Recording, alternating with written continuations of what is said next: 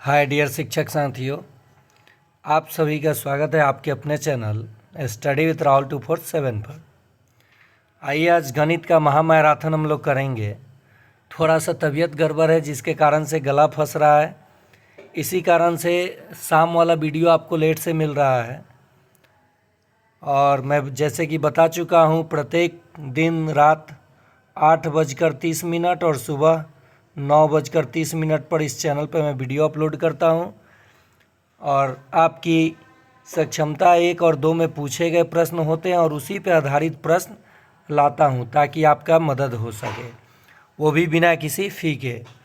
तो चलिए हम लोग गणित का मैराथन क्लास शुरू करते हैं, जो कि 1 to 5 और 6 to 8 दोनों के लिए महत्वपूर्ण है और अन्य एग्ज़ाम के लिए भी महत्वपूर्ण है। चलिए शुरू किया जाए। पहला प्रश्न है, 3000 रुपये की राशि पर कितने वर्षों में 12% प्रति वर्ष साधारण ब्याज की दर से 1080 रुपये का ब्याज मिलेगा।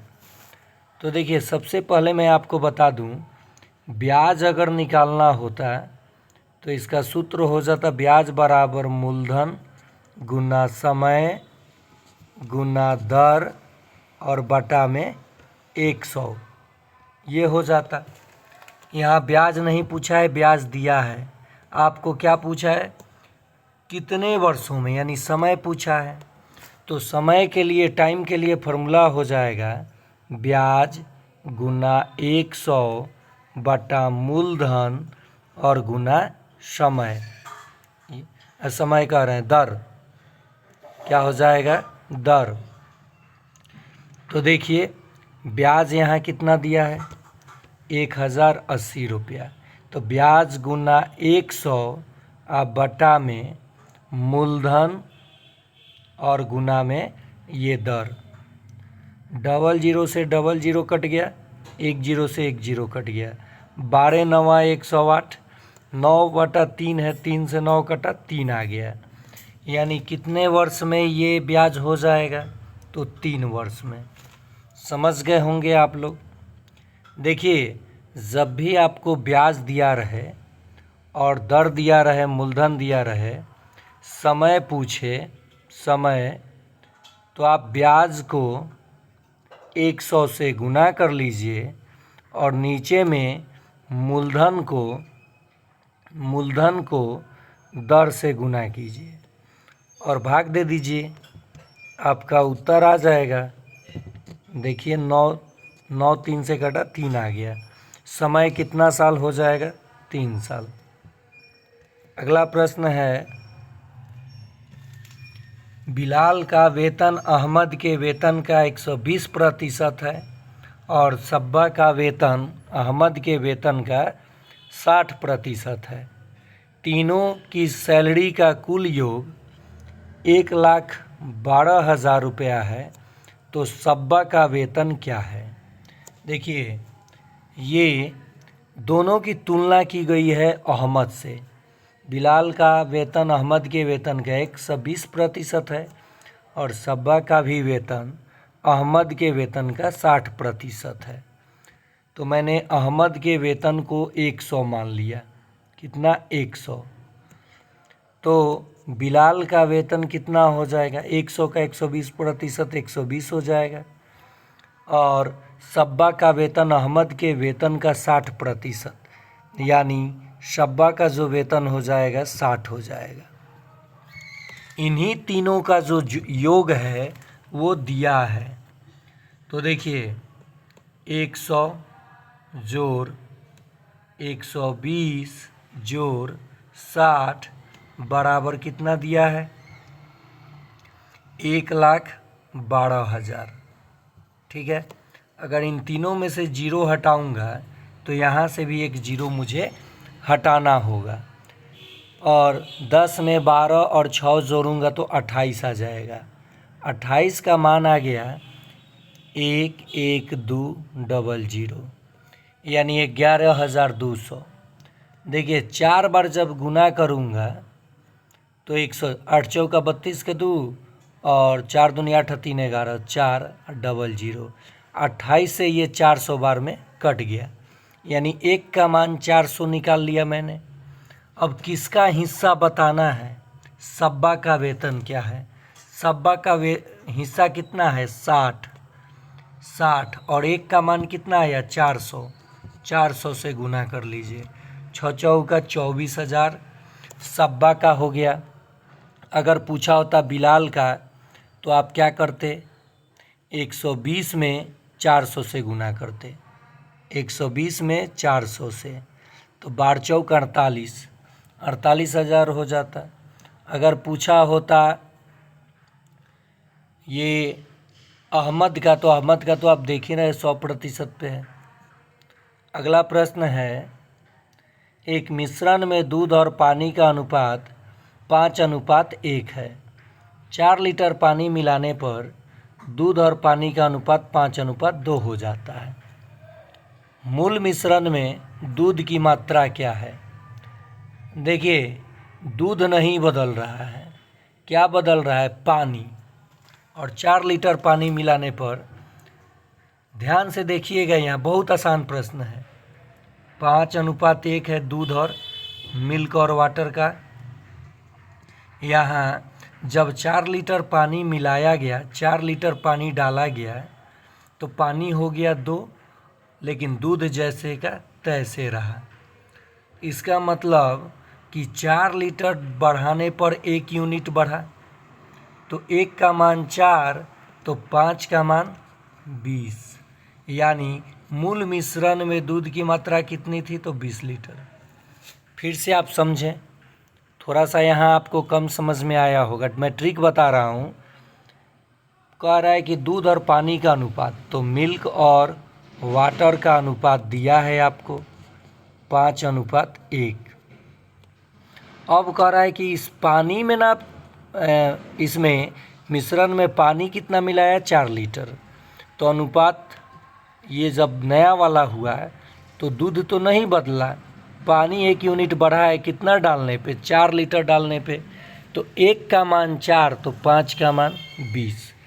देखिए मूल मिश्रण में दूध कितना है 5 इकाई और 1 इकाई का मान 4 तो 5 इकाई का मान 20।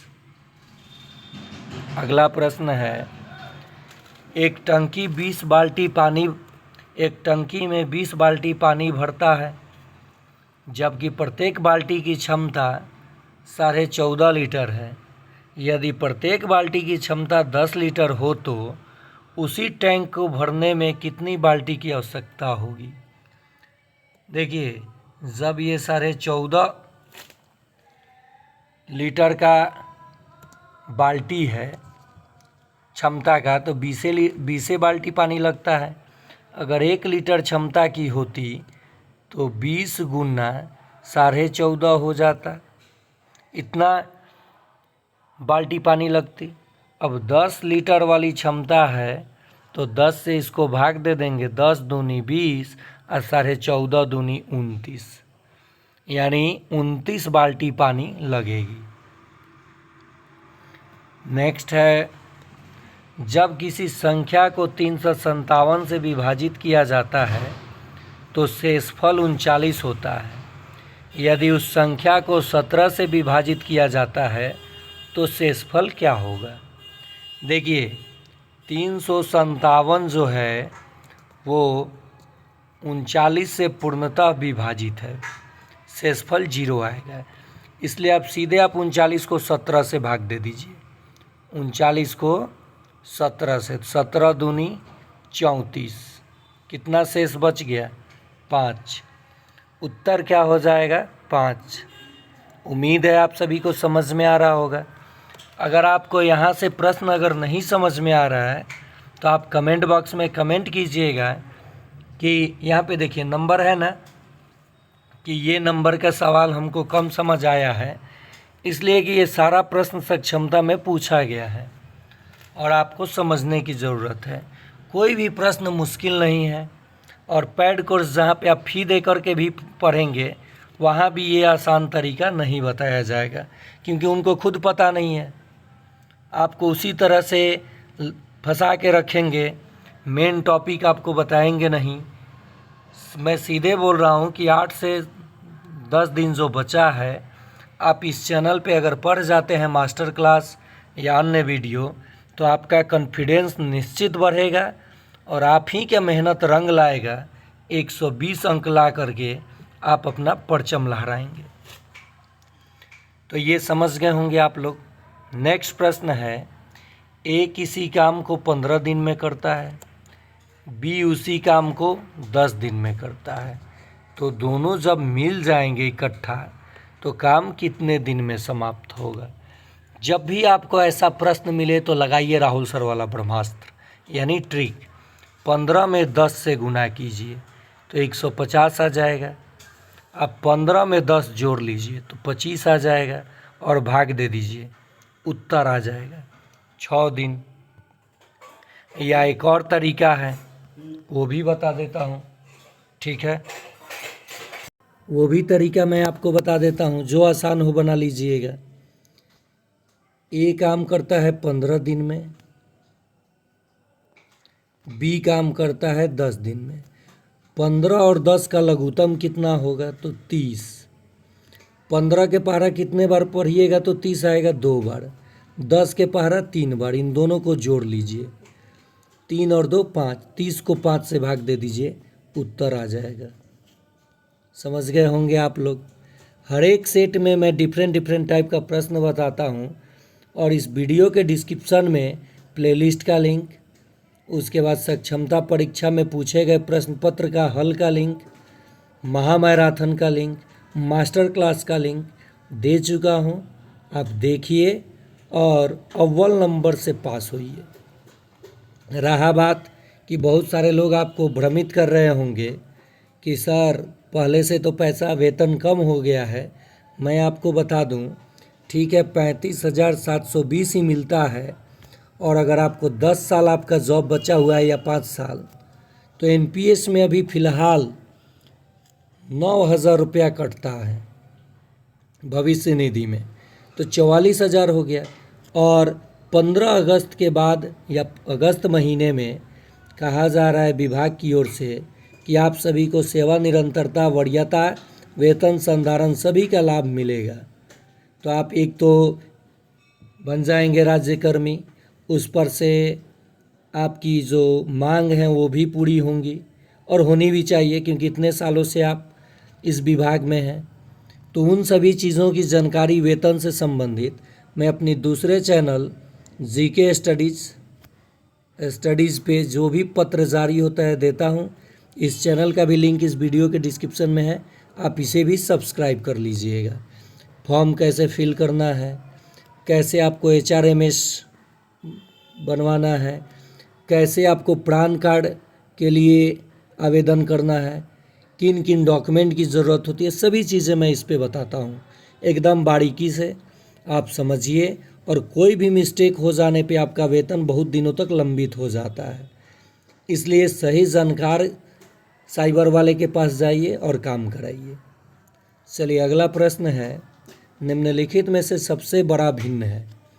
तो देखिए 13 और 15 में कितने का अंतर है 2 का। 12 और 20 में कितने का अंतर है 8 का।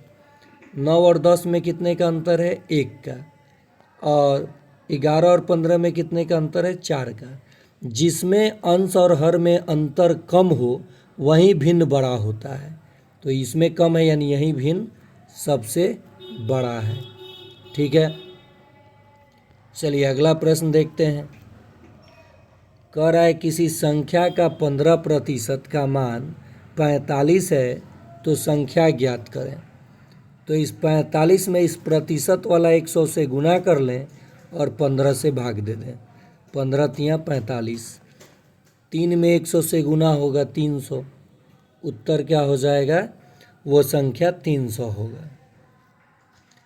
नेक्स्ट है, किसी कक्षा में लड़के और लड़कियों का अनुपात 2:5 है। कितना, 2:5 है।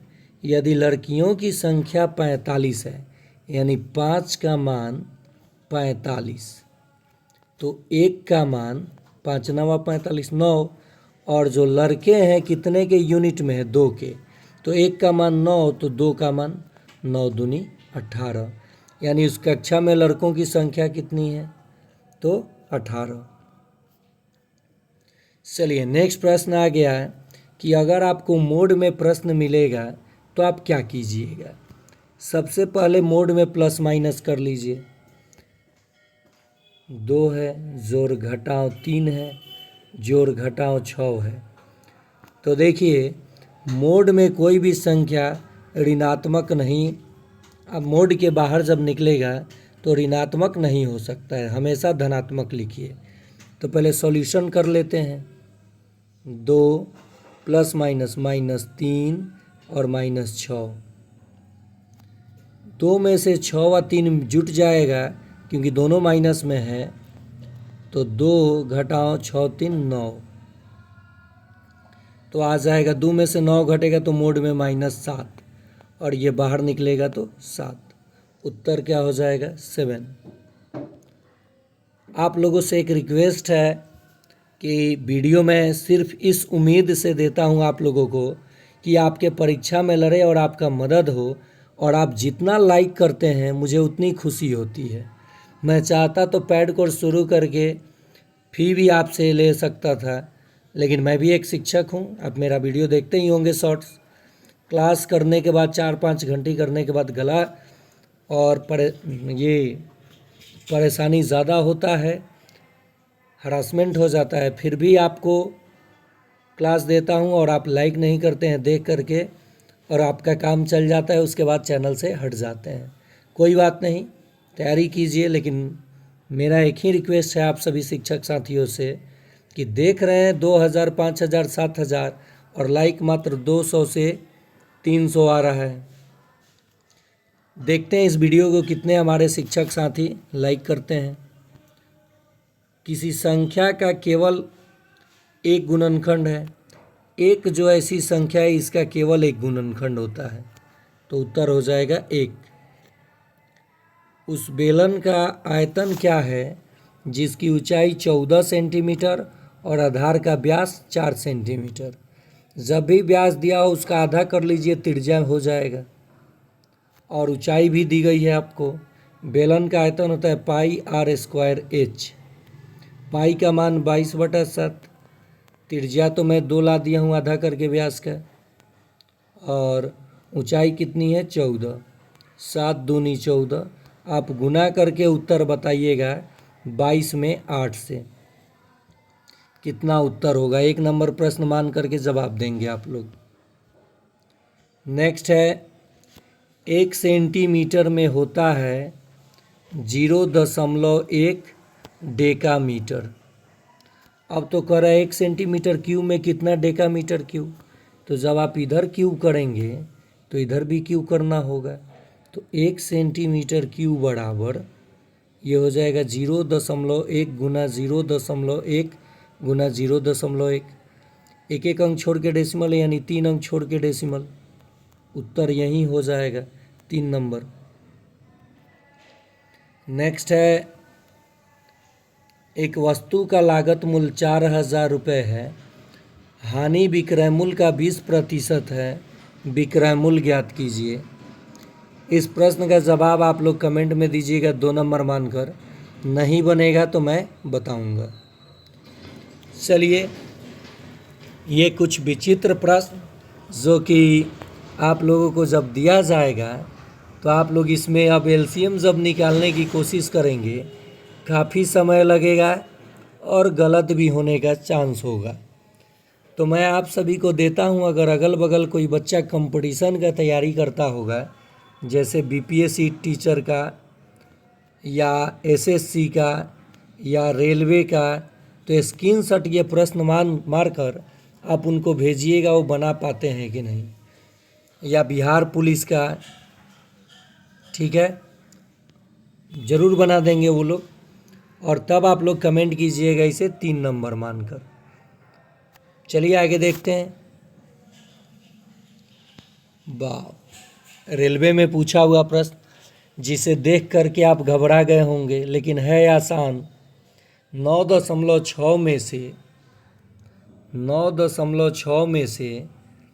5.4 जब आप घटा देंगे तो आपका उत्तर मिल जाएगा 4.2। यही उत्तर हो गया। इतना बड़ा जोड़ घटाव का मैंने चुटकियों में उत्तर ला दिया। आखिर कैसे, चलिए समझाते हैं।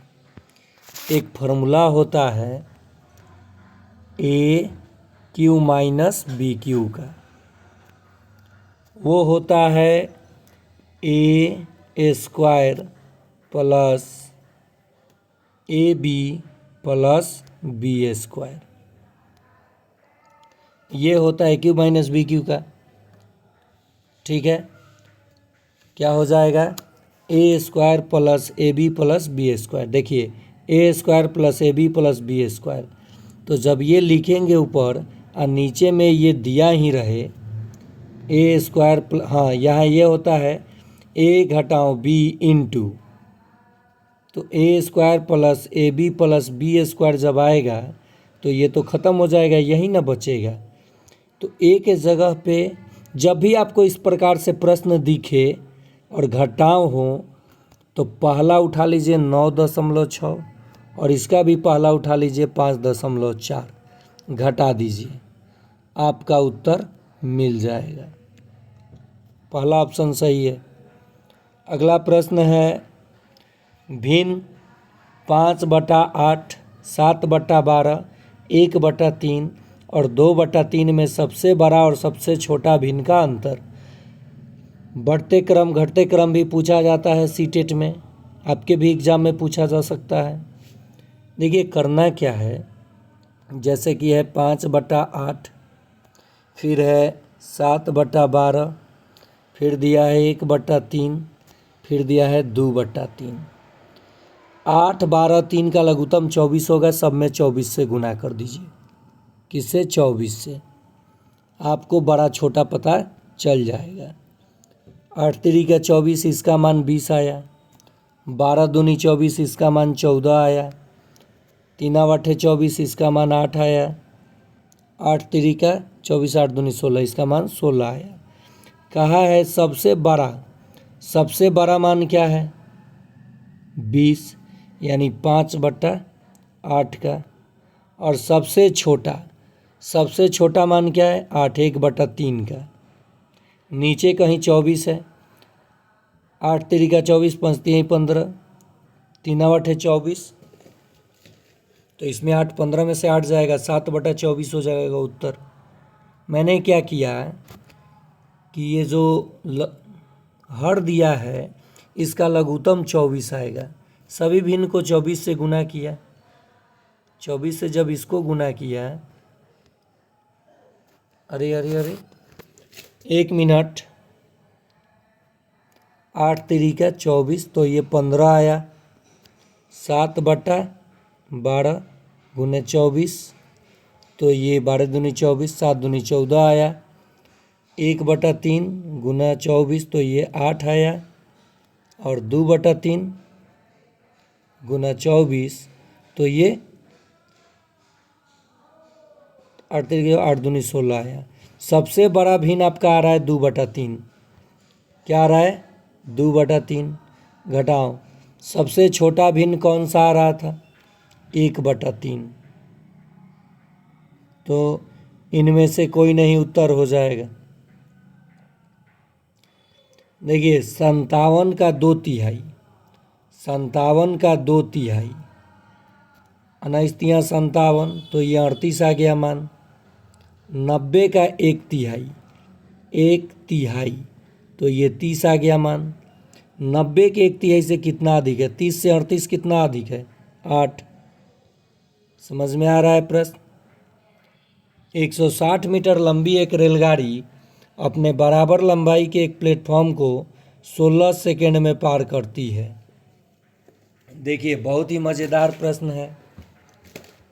160 मीटर लंबी रेलगाड़ी अपने बराबर लंबाई के प्लेटफॉर्म भी 160 मीटर का है, और जो ट्रेन है वो भी 160, जोड़ लीजिए 160 160, 16 दूनी 32, 320, और समय से भाग दे दीजिए। 16 दूनी 32, 20 आया। ये तो आया मीटर प्रति सेकंड में, क्योंकि मीटर और प्रति सेकंड आ गया। उत्तर है किलोमीटर प्रति आवर में। किसमें? तो इसको बदलेंगे 20 गुना 18/5, 18 चौक 72 किलोमीटर प्रति घंटा हो जाएगा। देखिए मैं बता दूं, 1 किलोमीटर प्रति आवर को मीटर पर सेकंड में बदलने के लिए 5/18 से गुना किया जाता है, और 1 मीटर प्रति सेकंड को किलोमीटर प्रति आवर में बदलने के लिए 18/5 से गुना किया जाता है। तो ये ट्रेन तो था ही 160 मीटर का, और प्लेटफॉर्म भी 160, तो 160 160 320, अब बटा समय 16 सेकंड लगा था, तो 20, और ये 18/5 किलोमीटर प्रति आवर में बदल गया। अगर 20 रहता तो 20 मार देते हम लोग। 90 किलोमीटर प्रति घंटा की चाल से जा रही कोई रेलगाड़ी की गति मीटर प्रति सेकंड में, मैंने अभी बताया 5/18 से गुना, 18×5 = 5 × 25, उत्तर हो गया। तो ये था आप लोगों के लिए एक प्रश्न। यहाँ पे फिर से बता दूं, 5/8, यहाँ 24 है, 8 3 का 24, तो ये 15 आ रहा था। फिर 7/12 गुना 24, तो 14 आ रहा था। फिर कितना है? 1/3, तो ये 8 आएगा। फिर है 2/3, तो ये 8 दूनी 16 आएगा। सबसे बड़ा मान तो इसका आया 2/3 का, और घटाओ सबसे छोटा मान आया 1/3 का। 3 3 का लघुत्तम 3, 2 में से 1/3 होगा, जो कि ऑप्शन में ही नहीं है। तो ये था आप लोगों के लिए गणित का महामैराथन। इस प्रश्न का जवाब आप लोग ज़रूर देंगे। मैं हिंट्स दे रहा हूँ, 5 गुना 6 जोड़ 6 गुना 7, ऐसे ही ये जाएगा 1/10 गुना 11। ठीक है, तो इस प्रश्न का जवाब क्या होगा और कितने टर्म तक है? देखिए 1 2 3 4 5 6, तो 6 और इसका पहला पद और इसका अंतिम पद गुना कर लीजिए, आपका उत्तर आ जाएगा 6/55। यही उत्तर हो गया, एलसीएम नहीं लेना पड़ेगा। चलिए, आप लोग समझ गए होंगे। उम्मीद है लाइक करेंगे, शेयर करेंगे, सब्सक्राइब करेंगे। धन्यवाद।